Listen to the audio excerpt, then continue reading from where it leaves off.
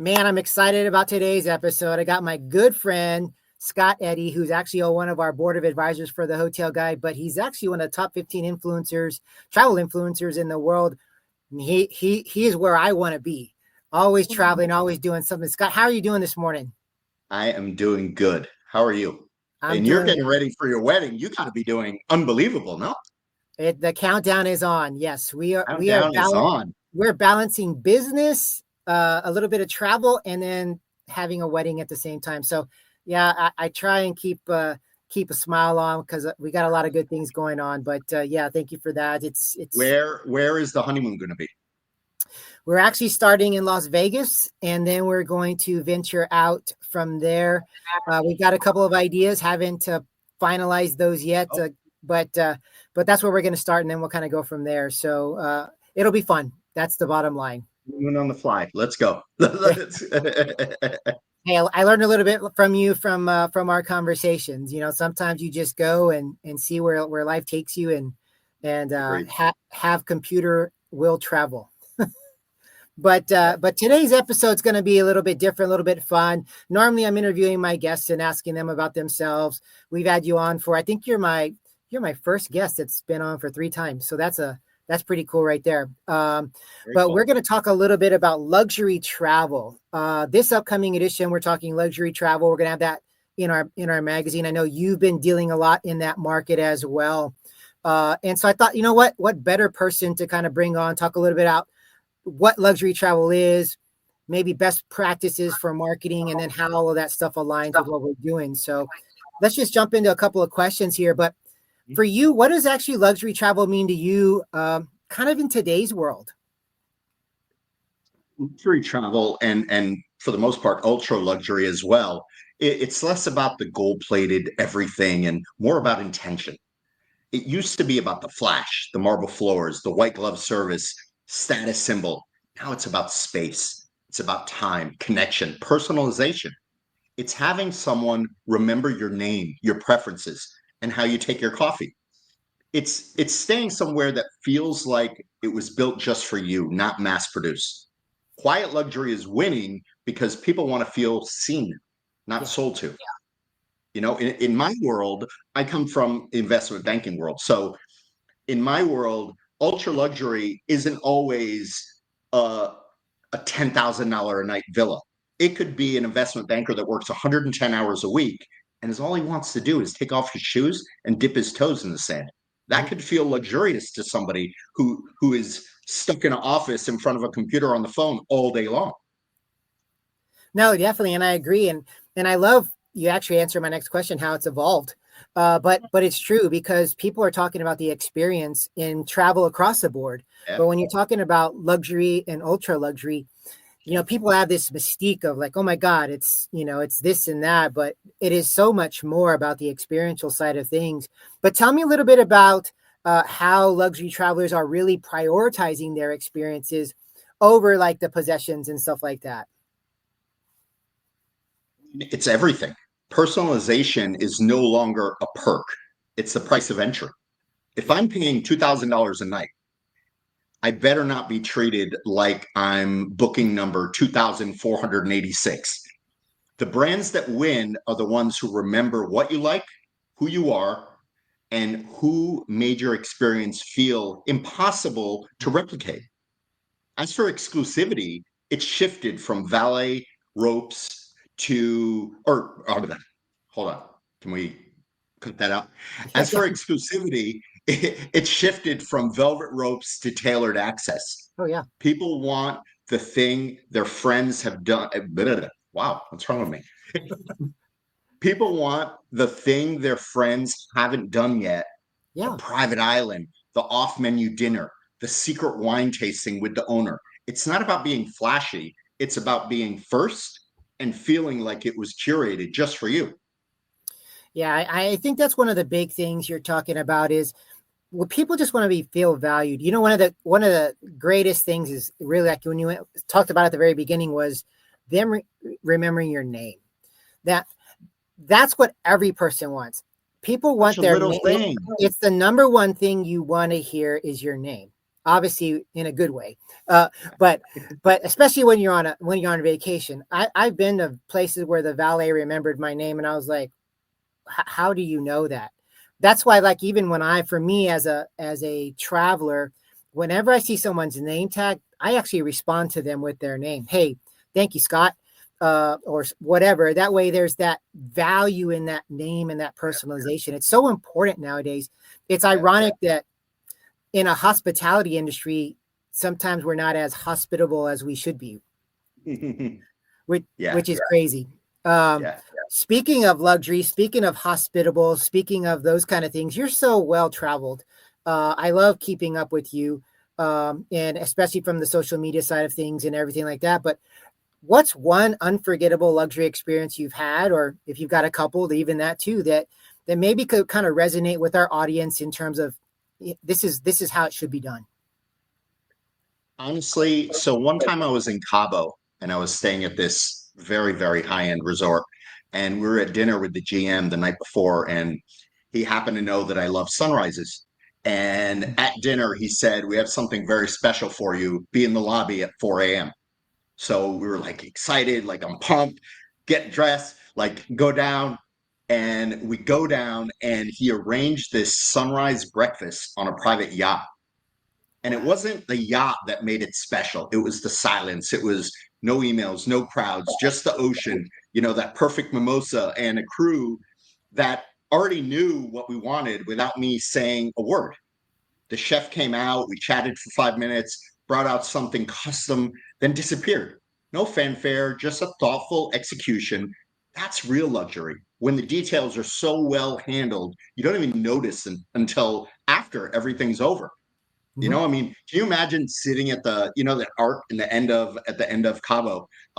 We're just sitting off the Cabo Arch, and we're just sitting there watching the sunrise come up. There's not 1,000 tourist boats out yet. There's not, like just all the madness that Cabo has. It was just silence and it was just the perfect atmosphere. It was unbelievable. That that makes me want to go to that place too. I mean, it was amazing. I mean, I think, not saying that was a little thing, because that was a big thing, but the fact that the GM knew what you wanted and surprised you with something is what takes luxury to another level. And granted, not every property has to do that or has those abilities like a Cabo does, but a little thing can still add up to something very big for a guest. And look, you're talking to it, telling us about it, telling our listeners about it, and they're understanding what luxury really could be. So that's really cool what you're bringing those things up. And I think the personalization is so huge for everybody. I think communication and listening. I think listening as a hotelier is so important, because you're actually taking that and figuring out, what does Scott want?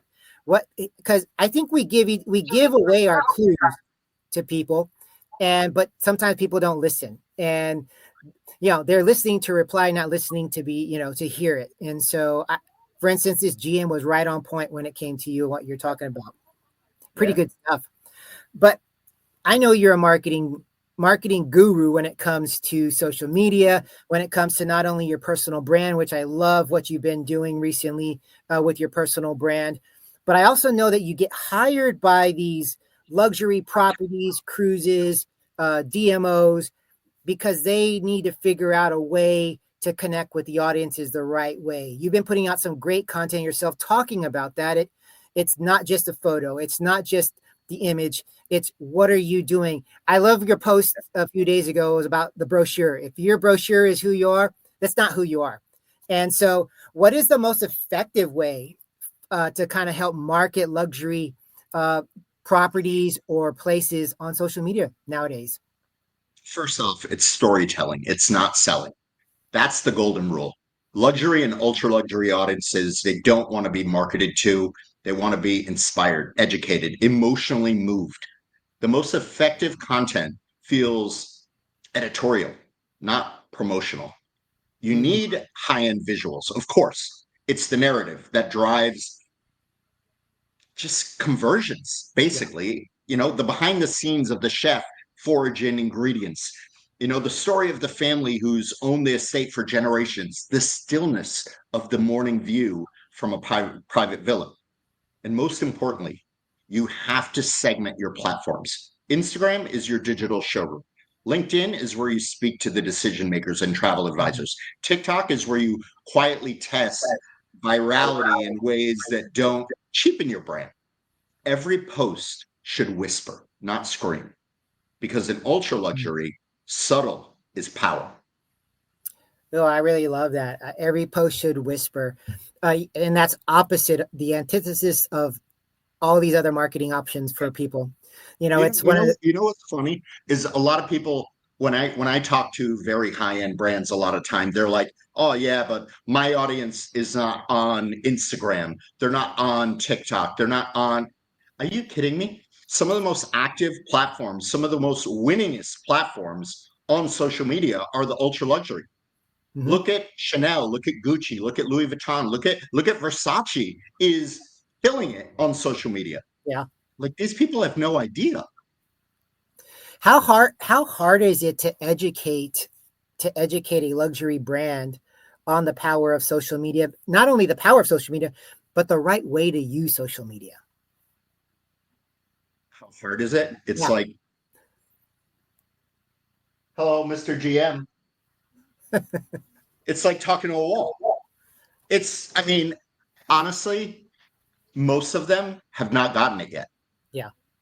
I try to educate as much as possible. I try to do what I can, but I am not going to fight an uphill battle so you're successful. So back in the day when I first started, I was coming out of investment banking. I was trying to turn every no into a yes. I was so confident that I could turn anybody around. But then I figured out that even if I got that yes, they were only going to stay with me for a short term. They only were saying yes because I got them in the ether and got them so excited. But now I only want to get into bed with brands that want it. Sure. So I don't battle. I present a logical proposal for what we should do together. And if they're not all in, fine. Have a great day. Yep. It's ironic. We have the same philosophy with the hotel guide as you do with your brands. I used to, for 32 years, we've been doing this, right? And at first it was like, you're a young entrepreneur, go beat the streets, get everybody, close everybody to get everybody. And now I'm like, I don't want everybody. I'm very selective of who's in our magazine. And sometimes it's the opposite for, a business owner. You're like, why wouldn't you take that business? Well, I don't necessarily want to be aligned with everyone. And business is not good business. No, 100%. And it's funny because you learn the hard way a little bit. But I love what you're saying, how you are like, I have 100% confidence in you and I to close just about anybody we come in contact with. But you could get a short-term yes from anybody. But that's not the goal. That's not the goal of a successful business. And we've learned that the hard way and in the right way. So I love some of your tidbits with regards to the marketing. I love how some of the luxury, not just luxury, but some of the other destinations just haven't got the power of social media, how to use it properly.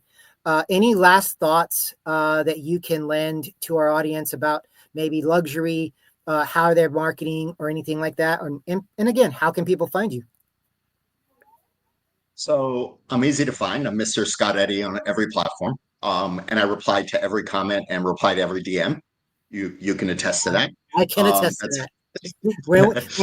Let me just say, when we collab on a post, my phone is dinging, dinging, dinging, and I'm like, I'm at lunch and I'm like, oh, Scott and I just collab. So yep, that's really good.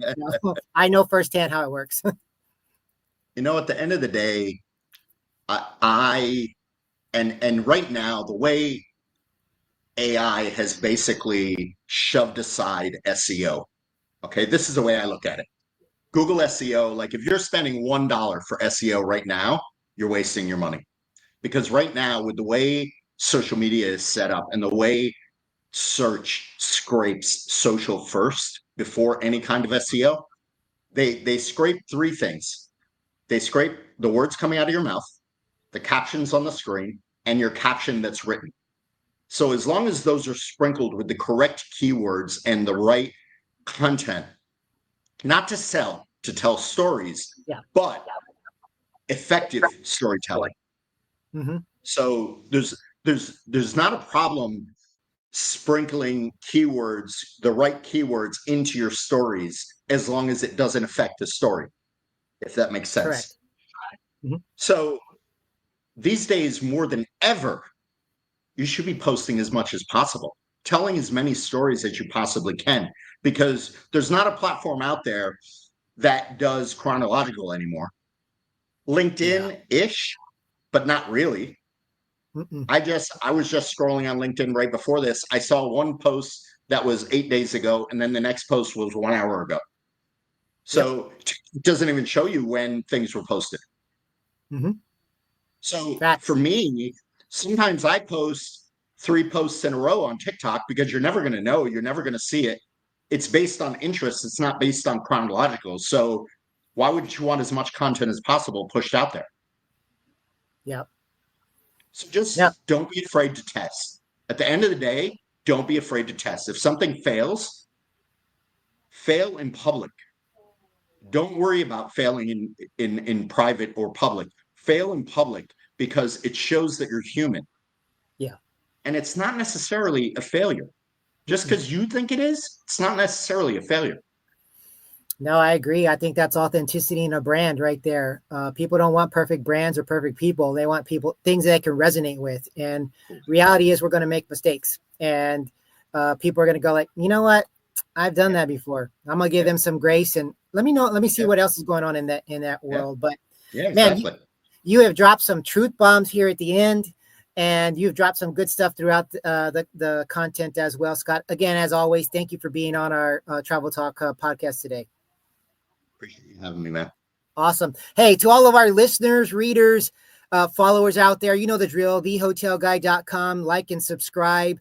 Please share this as well. This is some great content by Scott Eddy, one of the foremost individuals, not only in travel and tourism, but in the social media landscape as well. He's got a lot of great insights to it. I'm honored to have him on our board of advisors for the Hotel Guide too. But like we also say is travel, make memories. And until next time, everybody take care.